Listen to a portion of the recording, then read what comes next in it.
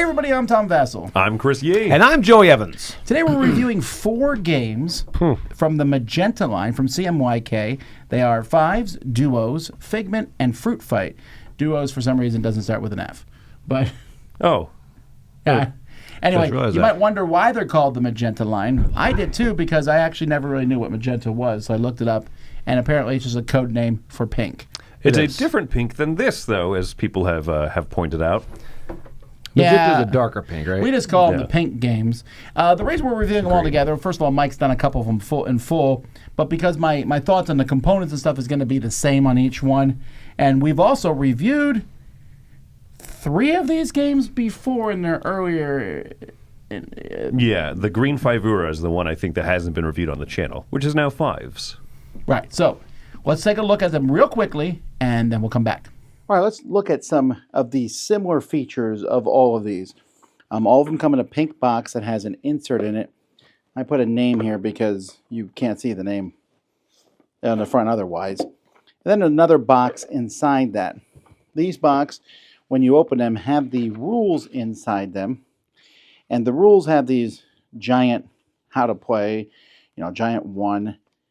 And then very, very small pink font doing the rules. Like even this, for example, scoring is here. It could have been put on this whole page, but this white space is important, I guess.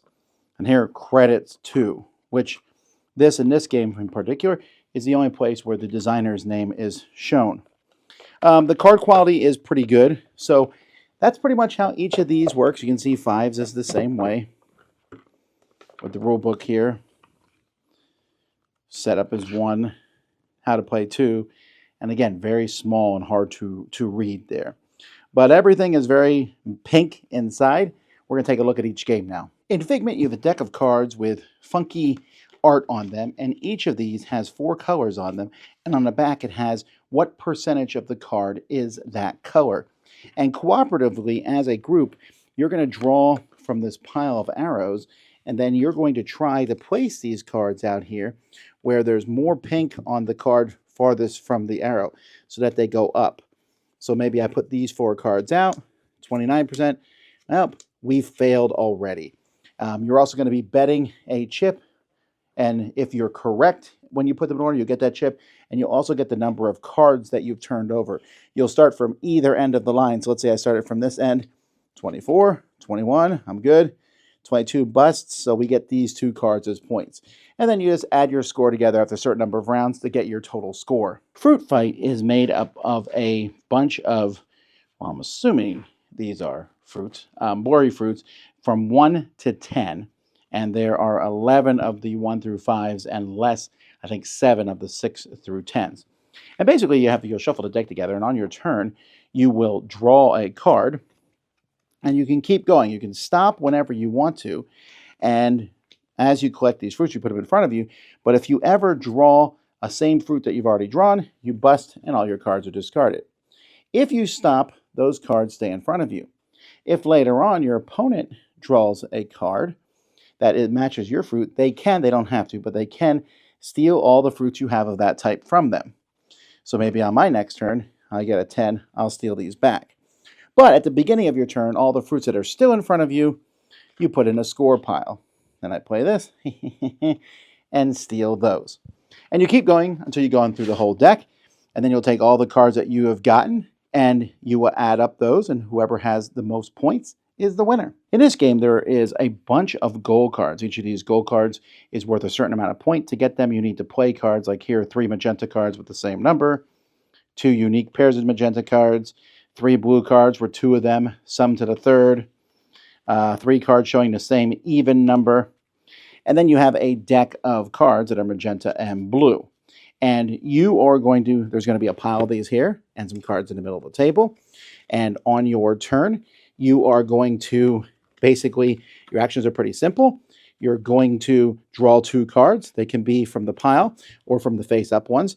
You'll complete your goals if you can. There's also a goal anyone can complete in the middle of the table. And then you'll pass 1 to 2 goals with your partner. This game is always played in teams, and so you're trying to give your partner cards that will help them complete their goals. Although you may not communicate what your goals are, you just watch how they draw cards and what they pass you. Then after someone has collected a certain number of goals, you add up all the points on your goals, and whoever has the most points is the winner. Fives is a trick-taking game with 4 different suits in it. Silver, which acts as a trump, and then the 3 other colors. And in this game, you are playing cards, and it's plays like most trick-taking game. Whatever cards you play, everyone has to play the same color if they have it. The highest card of the color played will win the trick. If you don't have a card of the color played, you can play any card you want. Let's say I had no blue. And if you play a silver, then in this case, the highest silver would win the trick because silver's trump. When you win a trick, you'll take the card you won the trick with, put it on top of the trick, and put it in front of you. And that is your score of sorts. You're going to keep going through this. The one unique feature of the game is many cards can be flipped over to become Magenta 5. They're all Magenta 5s on the back. So you can play that. If you want to play, you can lead a trick with a 5 Magenta. You can turn a color to a Magenta if there's Magenta being played. And if you only have one card of a color in your hand, you can turn it into a 5 Magenta if you want to play it out there. At the end of once all the cards have been played, you're going to be adding up the cards you have in front of you, and you don't want to go over 25. If anyone goes over 25, they bust and they are out. And the person who wins that round will be the person who is closest to 25. Unless someone hits 25 exactly, then they'll get even more points. You get some points, basically, from the other players whenever you go out. And whoever has most points at the end of a certain number of rounds wins.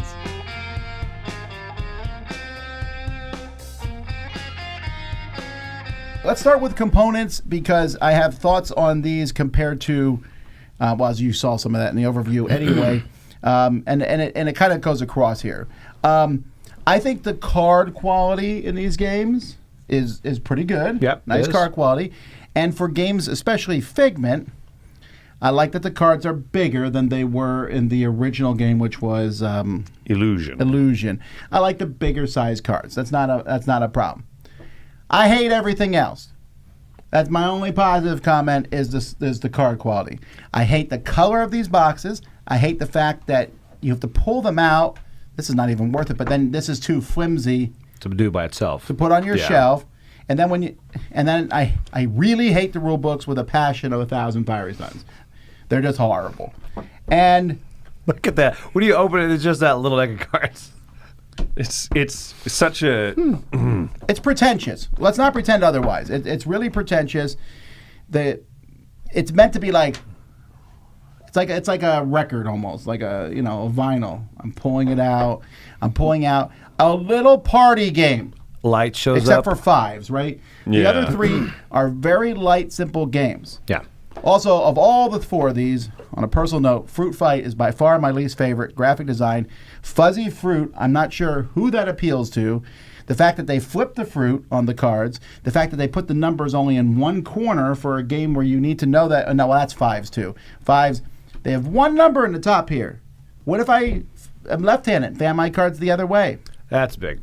What if cards are dealt upside down? Yeah, I have so many issues with the product. The boxes are far too big, as Joey alluded to, for what these are. I looked at the Fruit Fight was originally No Mercy.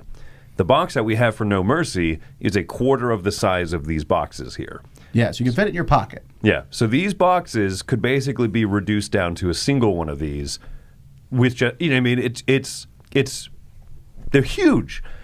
And I get that this is a line. They're going for a kind of premier line of games. They all have this nice look to them. They even numbered them, so you feel a little compelled to buy all of them, which I fine. I don't love that. But I just really hate this kind of this minimalist graphic design, this minimalist aesthetic that's also hot pink.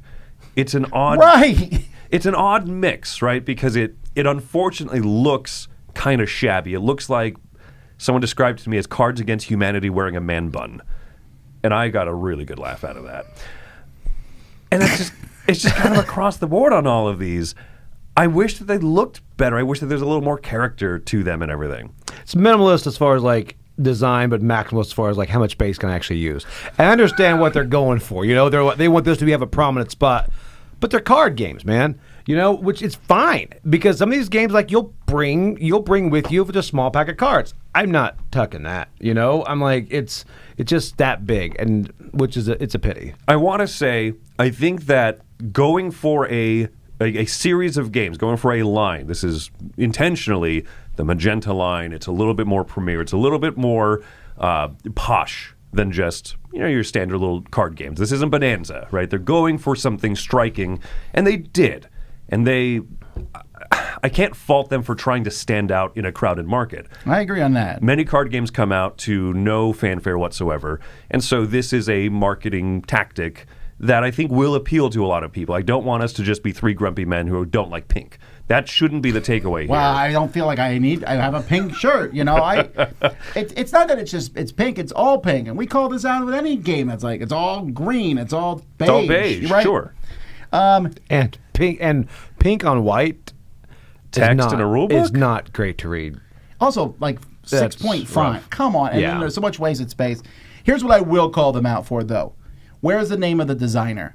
For years, for decades, designers fought to get their name on the box.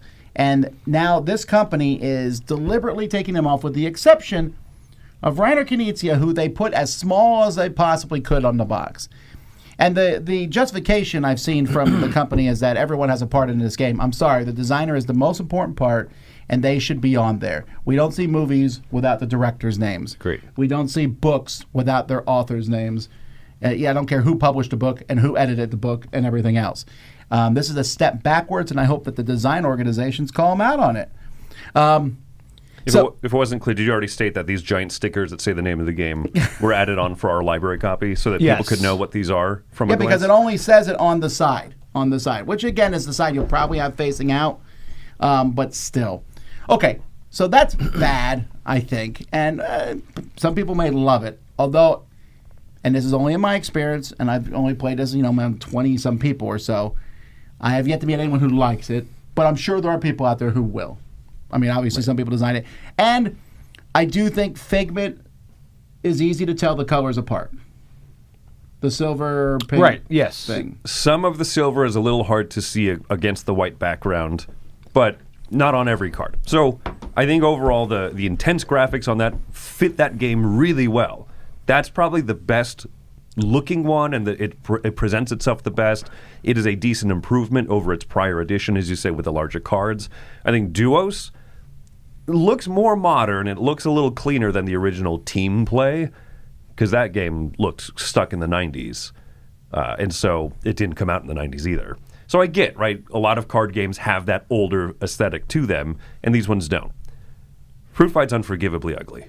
Yeah, Right. well, we'll get to that in a second. Let's go through each of the games, 1 through 4. So 1 is 5s. It could have been 5. But anyway, so 1 is 5s, and this is a reprint of... The Green Fivura. And they changed it to pink. But, so in this game, and I already went over the rules of it and all, it's a trick-taking game that I think is obscure. And for me, forgetting everything else, whether we like it or not, it feels like the odd man out in this line. Because the other 3 games, I can play with anybody. Like, if I'm going to a night and people are like, we've never played board games before, I'm like, hey, Figment, Duos, Fruit Fight. Bam. I'm definitely not playing 5s with them. I wish... Unless they're trick-taking people. If you're a trick-taking person, the 2 wrinkles in this, the 2 extra little hooks, are not that hard to grasp. No, I agree. Right. But if you never played trick-taking, it's tricky. Yes, right. That's the problem, is that trick-taking games has kind of this weird procedurality to it that people have to learn. What does it mean to follow suit? All those like kind of rules that trip up people. So this was, I wish that there was like a nice simpler one, and yet I do feel like this one fits the line still if you're a trick-taking person. I like this one. I think the handful of 5s on the back, it makes the strategy come forward several times where it's like you have to be the first to play it, you can't play it later. And also I think it removes some of the randomness that plagues trick takers because everyone has a handful of 5s. They can play at any time. I think that's interesting. I think it should have come with some reference cards that said when you can play a 5. Yeah. By the way, there's no 5 in the deck. There's a Magenta 0, and that's the person who leads off. So there's no 5 Magenta because I was like, well, that's going to be a weird mix. Right. So all the cards are the Magenta 5. We're all, the same. I like it. I think it's a weird twist on trick taking. I don't think it's amazing. I think if this was in a pile of trick taking games, this would be one that I would forget.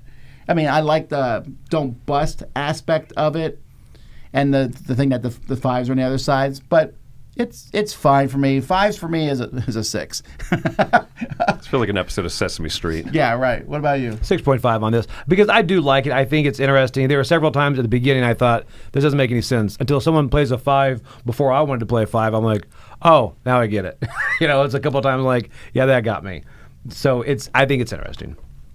My scores on all of these games are hurt by the production value thoughts that I have on them, but 5s is still a 7.5 for me. I like it a lot. It's 2 hooks, the play card upside down and the don't bust 25, work really well together.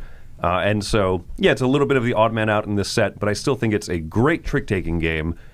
Maybe not your first that you should be introduced to, but it's a lot of fun.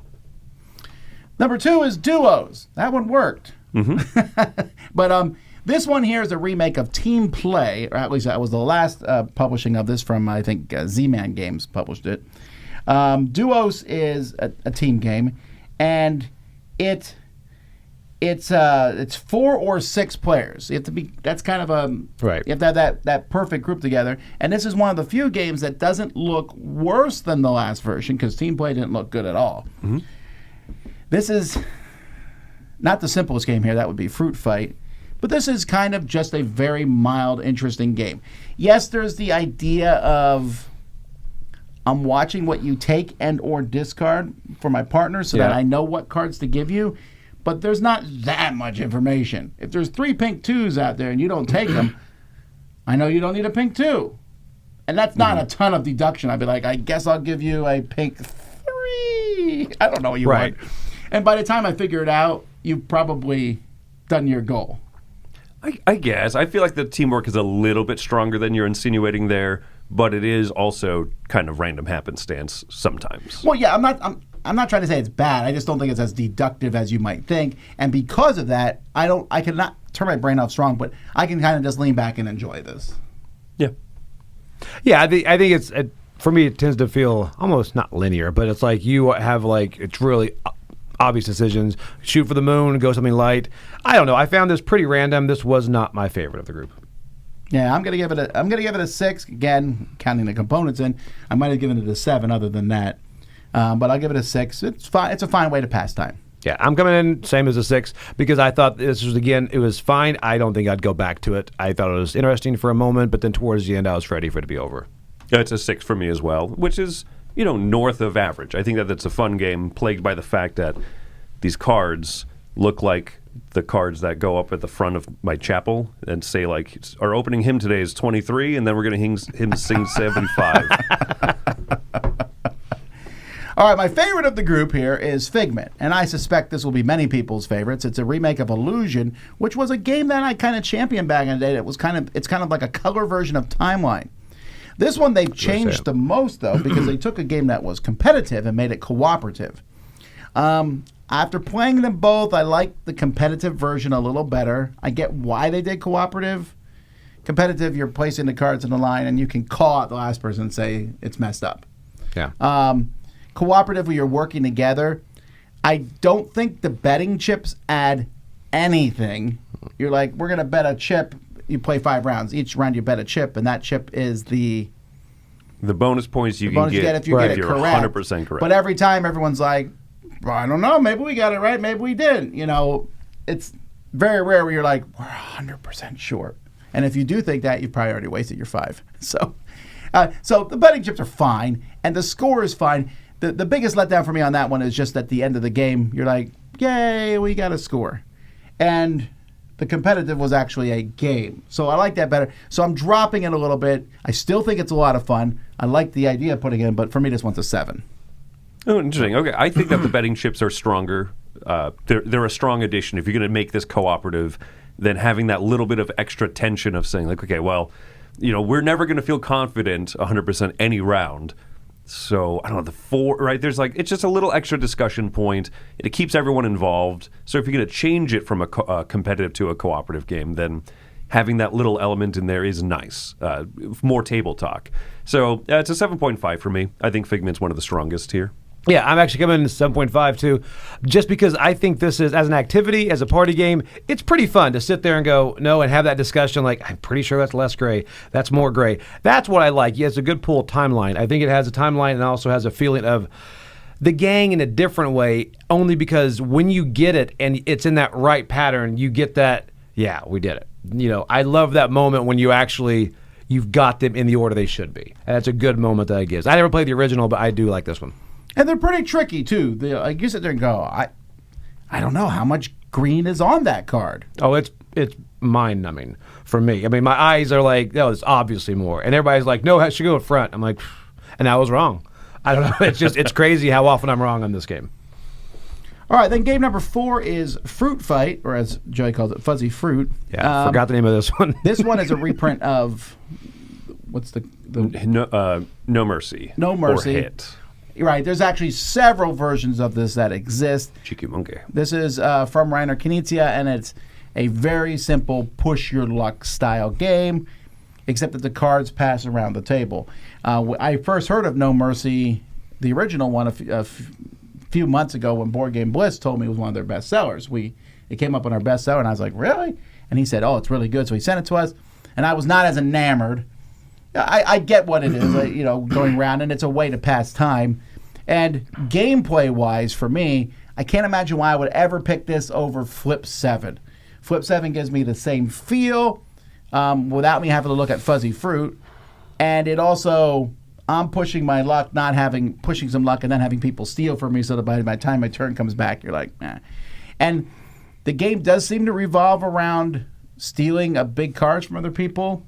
Huge. And then you just sit there and don't hit anymore and hope no one steals it from you. And if they do steal it, then you steal it back from them. And that's whoever finally ends up taking that big pile of 9s or 10s has such a huge advantage.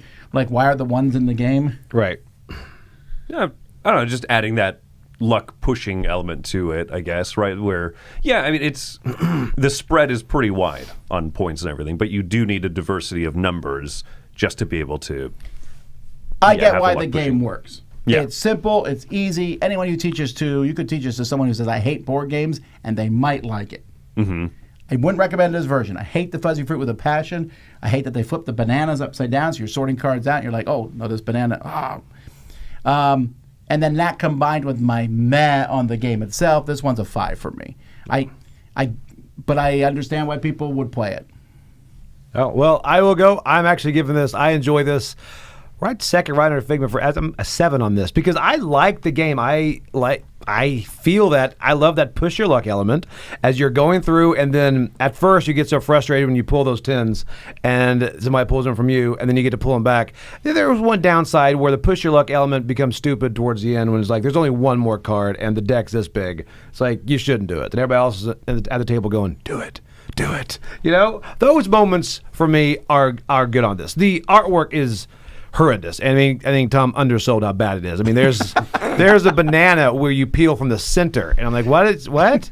It doesn't even make any sense whatsoever. But I find this is a fun push your luck style game. Again, I would go to Flip 7 over this. They're very similar as better decisions. But I think this is a fun way to pass the time.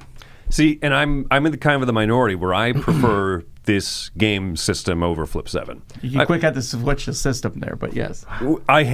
I hate this blurry fruit with the badge. And we've already harped so much on the production and the choices, and it's an aesthetic, and whether it works for you or not, I can't, that part of the review is meaningless to you. You can look at this and say, that's ugly as sin. Got it. Or, no, I kind of like the blurry fruit. That's the only two options. No one likes the blurry fruit. This was a stupid decision. It looks so infantile. But what about the game? Wow. I love this game, right?